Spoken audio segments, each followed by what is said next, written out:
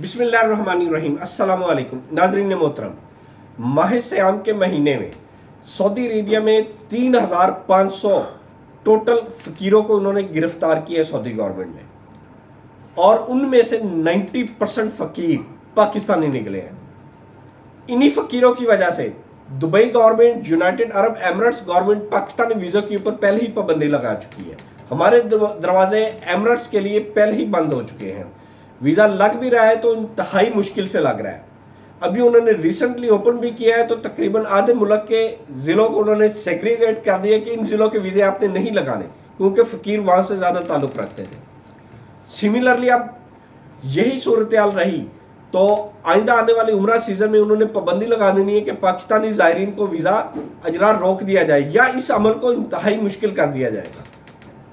आप लोगों से रिक्वेस्ट है, आप जिस भी बंदे को, ख़ास तौर पे पाकिस्तानी बंदे को हरम की हदूद में, मक्का की हदूद में, मदीना की हदूद में भीख मांगते हुए देखें, उसकी वीडियो बनाएं, उसको सोशल मीडिया पे वायरल करें, ताकि उसके जानने वाले, उसके रिश्तेदार, उसके दोस्त अहबाब सबको पता चल जाए ये फ़कीर है, ये हर साल वहाँ पे जाता है, भीख मांगने जाता है, ना कि इबादत के लिए जाता है।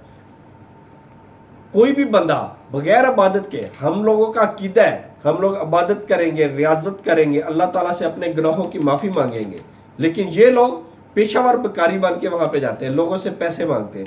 अल्लाह के घर में जाके भी अल्लाह से चीज़ें नहीं मांगनी तो बंदों से मांगनी है, तो इधर ही मांग लो, उधर जाके हमारे मुल्क को बदनाम ज़रूर करना है। आप लोगों ने रिक्वेस्ट आपसे फिर कर रही हैं, इन लोगों के आप लोग चेहरे वहाँ पे हया करें, इन लोगों के घरों तक वो वीडियो पहुंचाएं, इन लोगों को पता चले कि ये कौन से मुल्क के बंदे हैं, किस घर के हैं, किस शहर के हैं, किस मोहल्ले के हैं। अपने मोहल्ले में ये नज़र मिलाने के काबिल भी नहीं रहने चाहिए। अल्लाह ताला आपका हामी नासिर हो। अल्लाह हाफिज़।